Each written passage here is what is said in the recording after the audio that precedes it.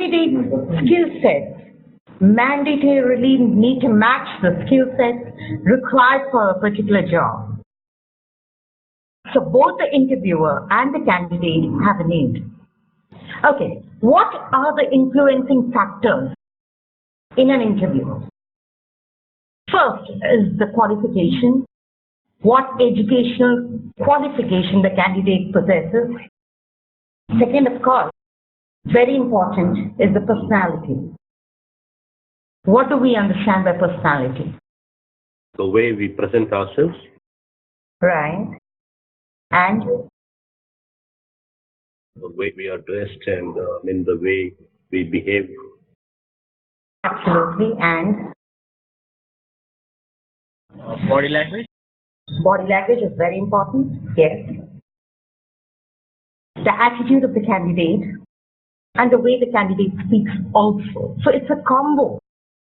The way a person dresses, his grooming, his way of dressing, his way of talking, his, let's say, personality would also include attitude, the way he responds to the questions, the way he talks, the confidence. Altogether is what is known as personality. What is poise? The way a person holds himself or herself. It's very important to carry oneself well in order to create a good impression. The communication skills are also of vital importance. The way a person can speak with confidence, the way a person communicates is one of the vital factors which also help him in getting selected. What skills does the candidate possess? Different jobs require different skill sets. So if the skill sets of the candidate match the skill sets that are required for a particular job, he could definitely be considered. The ability to perform a particular job or a role. Motivation. How self-motivated is a candidate? And what the interviewer thinks of the candidate, whether he would fit in with the organization concerned or not.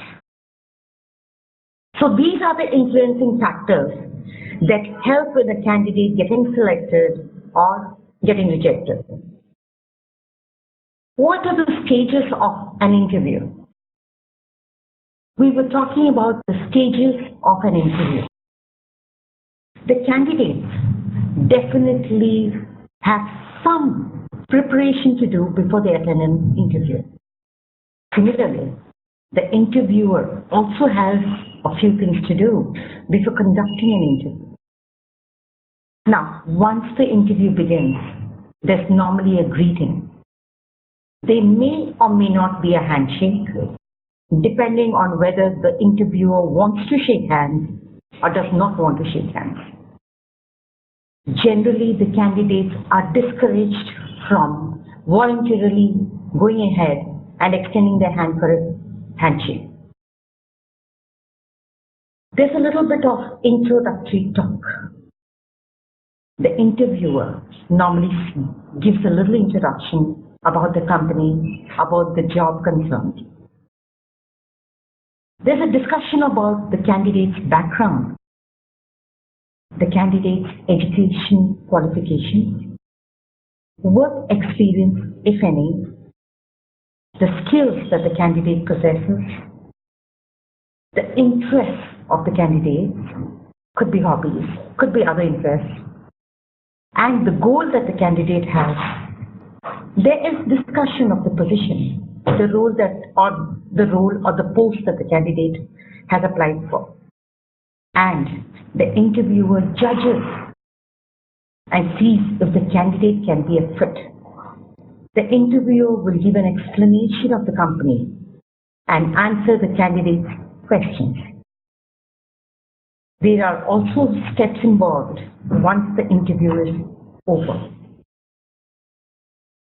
Observers are to use the evaluation sheet to evaluate the interview. It is mandatory to prepare an evaluation sheet well ahead of the interview in order not to miss out on some vital points. Now, there are certain questions that need to be prepared to ask the candidate during the interview. It's always advised for the interviewer to write out a list of questions in advance. Find out whatever information you can about the person you are interviewing. Decide which questions are of the highest priority if time runs out. There are certain questions which are mandatorily needed to be asked. There may be certain questions which are not so important. In case if you're running short of time, you may avoid those petty questions. Decide what your goals are for the interview. What exactly do you need to achieve during the interview? In case of a panel interview, where there are multiple interviewers, decide on duties for each member who are in the panel. All the members of the panel interview should be aware of the questions that will be asked. They should not look blank during the interview. They should be prepared well in advance. Prepare questions to test competencies for the role. The questions need to be apt and relevant to test the competencies. When you open an interview, your purpose is to put both yourself and the candidate at ease and set the stage for an open conversation. The candidate needs to be comfortable in order to start speaking out. There are 4 steps you should complete when opening the interview. You start with a greeting. Along with the greeting, it would be nice to give a smile to the candidate. Build rapport with the candidate. Once the rapport building has happened, the candidate would definitely be more open. He would definitely talk more, and there would be a comfortable relationship between the interviewer and the interviewee. Take the agenda. Ask for acceptance. So these 4 steps should be done while conducting an interview. What are the kinds of questions you ask the candidate? While asking questions, the SPILL formula should be followed. Now, what is the SPILL formula? S stands for situation, P stands for perception, I stands for intervention, and L stands for learning. Situation. To create a comfortable and amiable situation by building up rapport and making the interviewee or the candidate feel comfortable. Perception is what you understand from what the candidate is speaking. How you can read between the lines. Maybe the candidate doesn't tell you something, but you can guess. He may give you non-verbal clues. Intervention is when you need to interrupt in between and ask a question or speak to the candidate. Learning comes from what you learn about the candidate. What is the information that he's giving you? What do his papers reveal to you? The documents that he's carrying, the certificates that he's carrying, what do they reveal to you? Interviewing to elicit the core competencies of the candidate. You are interviewing the candidate to identify the core competencies that he possesses. The progressive stages of an interview are preparing for an interview, opening an interview, building rapport, gathering information about the candidate, giving information about the company, closing an interview, and the post-interview work. How do you ask questions? When you need information about a particular person or about a particular subject, what do? You ask questions. Now, question asking can be of different types. The first are open-ended questions. Now, what are open-ended questions? Open-ended questions are those questions to which you will receive a lot of information. Okay, for example, let's say the interviewer is asking the candidate, what do you do on weekends? The candidate replies by saying, oh, I wake up very late on Saturdays and Sundays. I have my lunch and then I go out to meet my friends. We go and watch a movie. Then we hang out around the beach and then I come home very late. So one question results in getting so much of information. On the other hand, a close-ended question will only give you a one-word answer.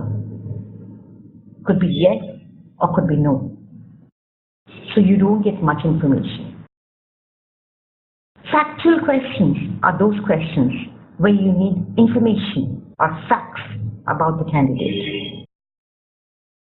They can also be questions asked by the interviewer to the candidate regarding the candidate's opinion about a particular topic or feelings. They could be imaginative questions. They could be exploratory questions. Key areas of interviewing.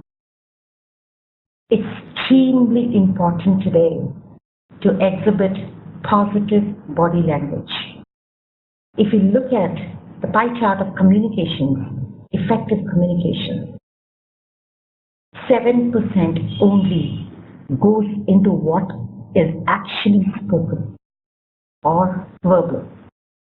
38% goes to vocal, the voice, the tone, the rate of speech, the volume, modulation, stress, etc. 55% goes to body language. So we can well understand how important the right body language can be. The interviewer has to be very shrewd and make sure that the candidate exhibits positive body language and not negative body language. The interviewer should be able to read the body language of the interviewee or the candidate. Having the appropriate tone while interviewing is very important. Does the candidate speak professionally? Does the candidate speak politely? It's also very important to have active listening skills. Listening skills can be either passive, where the information goes from one ear and comes out of the other ear. Listening skills can be selective, where a person only prefers to hear what makes him happy and ignores what doesn't please him. So what is very important is to be an active listener. Active listening is when the person is totally concentrating on the conversation, taking it to his brain, analyzing it, and responding correctly. Bias is a very crucial factor while selecting candidates. However, bias should be avoided. Bias means showing partiality. Just because a person is very good looking, we cannot select the person. Just because a person talks very well, we cannot select a person. So, partiality or bias should be avoided. We should be very impartial and make sure we select candidates who fit the job or who have got the particular skill sets to do a job well. The essential interviewing skills. The methodology of conducting an interview is important, but just as important is the skills of the interviewer to connect with the interviewee. The interviewer needs to be very tactful. The interviewer needs to be very shrewd. The interviewer needs to be able to study the candidate so well that he will not make a mistake in selecting or rejecting the candidate. The top 3 skills that are essential to establish this connect are: number 1, effective listening skills, which we discussed before. One needs to develop the capability to listen beyond what is just being said. It's not just the information that the candidate is giving you. The interviewer should be smart enough to be able to comprehend or understand more than what just the candidate is saying. Being emotionally intelligent, understanding the emotions of the interviewee helps the interviewer to display empathy. What is empathy? Empathy is not sympathy. Sympathy is when you feel sorry for somebody. If you're walking on the road and you see somebody who's been hit by a vehicle, the first reaction would be that of sympathy. You feel sorry for the person because that person has been hit, the person is in pain, so you feel sorry. But empathy is totally different. What do you understand by empathy? Empathy is when you're capable of putting yourself in the shoes of the other person and trying to understand what that person must be feeling. That is called empathy. Asking questions is the most important skills of an interviewer. An interviewer should be smart. An interviewer should ask smart questions. However, this can be done only when the rapport building takes place. If there's no rapport, if the candidate does not feel comfortable, he will not answer the questions of the interviewer properly. So it's very important that there should be a good rapport between the interviewer and the candidate, and the candidate feels comfortable.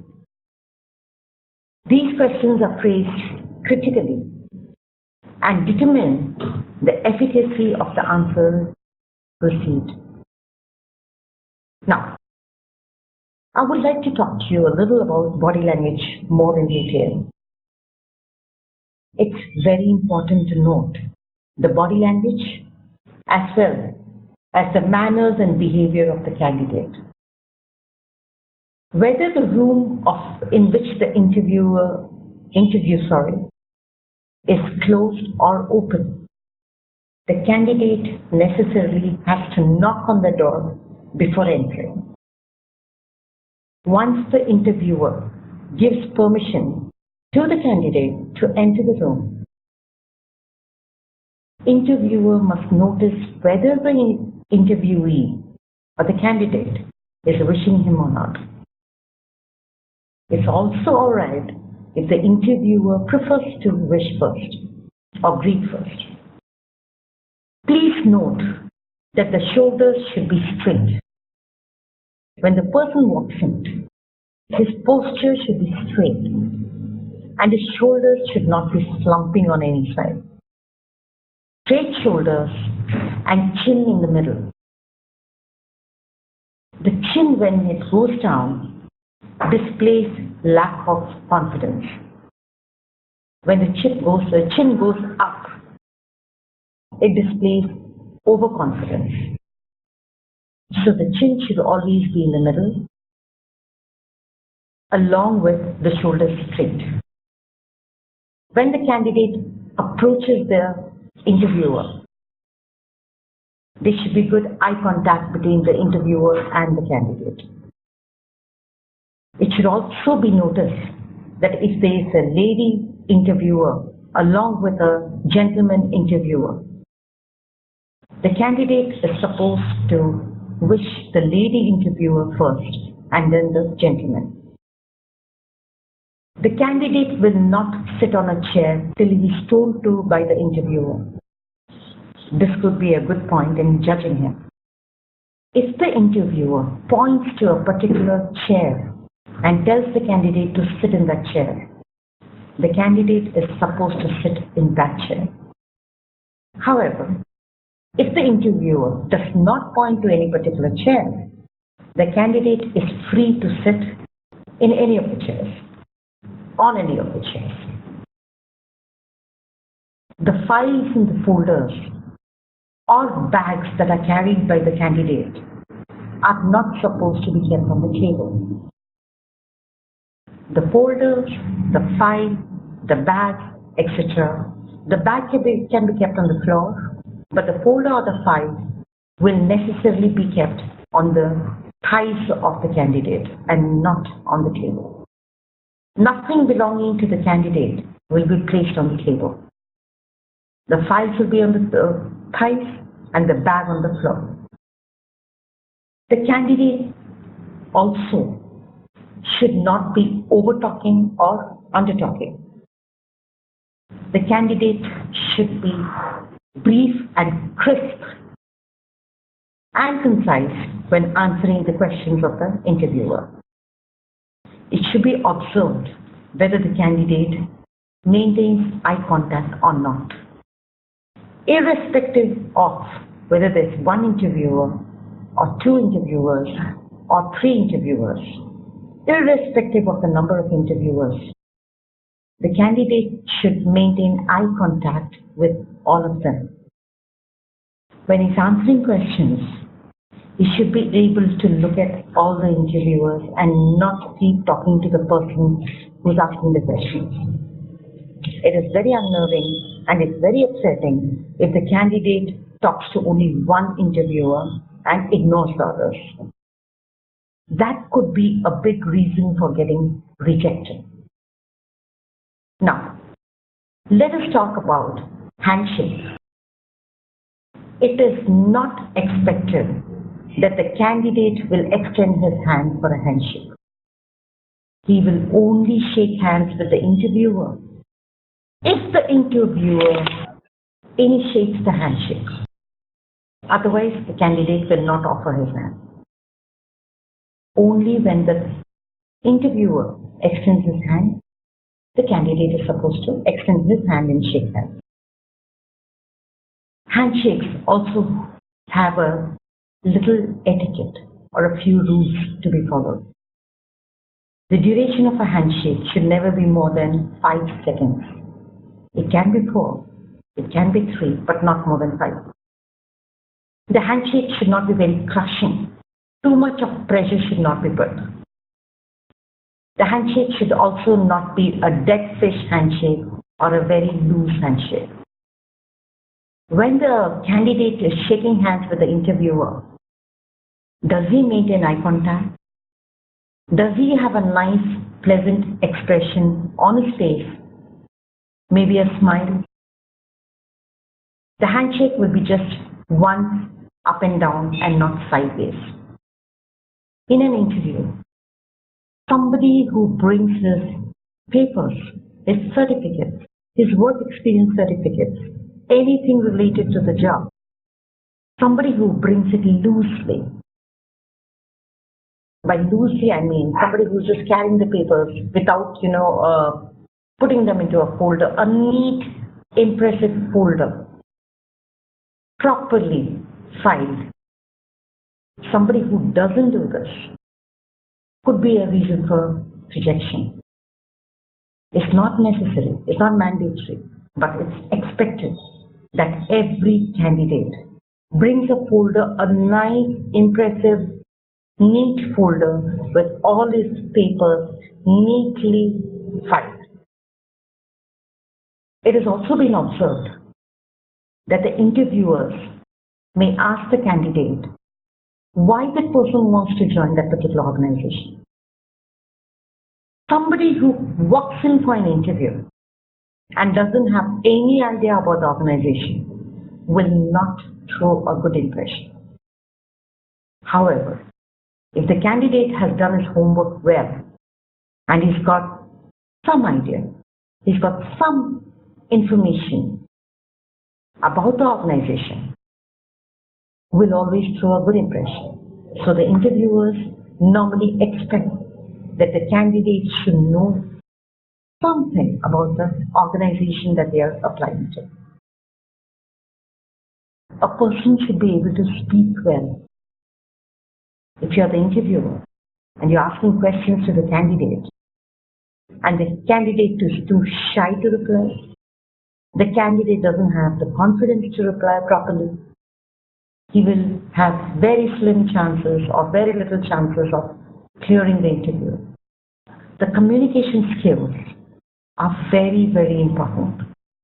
In today's world, communication skills are given as much importance as technical skills. A person may be technically very, very strong, but if he's not good in communication, most of the MNCs will not even bother to give him a second chance. So communication skills are very important.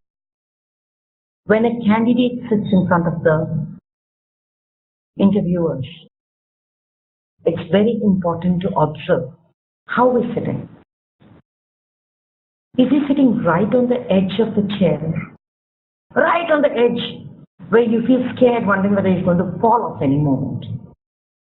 Normally, you will find this among freshers. Freshers are so nervous that they're not being able to relax. So they sit on the edge of the chair. On the other hand, there may be some candidates who sit leaning back on the chair as if they're sitting in a sofa in their living room at home. Those who sit leaning back are the sort who are actually not very keen in getting a job. It may be parental pressure. It may be some force, something which has compelled them to come and attend the interview, but they're not very serious about getting a job. Now, during the course of the interview, it's very important to watch not only the body language, the facial expressions, the eye contact. If a person does not meet your eyes, if a candidate refuses to meet the eyes of the interviewer, it's possible that he's not being entirely truthful. Somebody who's very transparent and somebody who's very honest will definitely maintain eye contact. When you ask the candidate questions and the candidate does not answer or gives you impartial information, then the alarm rings in the mind that there's something wrong. Definitely interviewers will prefer the candidate to speak boldly, with confidence, but not overtalk. A candidate who overtalks does not create a positive impression. When you ask the candidate, if we recall out of observation of the hundreds or maybe thousands of interviews you've conducted, every interview we ask the candidate if the candidate has any questions. A candidate who says, no, I do not have any questions, is not a candidate that we have a very good impression of. We want the candidate to clarify all his doubts. Any clarification he requires, he must do it then. Now, I would like to hear any questions you have, any clarification you need. Please go ahead and write to me, message it to me on the chat. Jitendra, your question is, do we have any limitations to the number of questions? No, you don't. But at the same time, please make sure that if you plan the interview to take place within a duration of 30 minutes, you finish the interview within 30 minutes. But there are no limitations to the number of questions you can ask. Please feel free to ask questions and make sure that the information that you get helps you in either selecting or rejecting the candidate. Most welcome, Jitendra. How do you know that the candidate is self-motivated? Good question. Rather, you can easily make out whether a candidate is self-motivated by the way he answers you, by his body language, by his eye contact. He meets your eyes. Eye contact is good. His body language is positive. And the way he answers you, the confidence, will show you whether he is motivated or not. Somebody who looks very distant, somebody who looks very dull, somebody who answers very dull, you can make out the person doesn't have confidence in himself.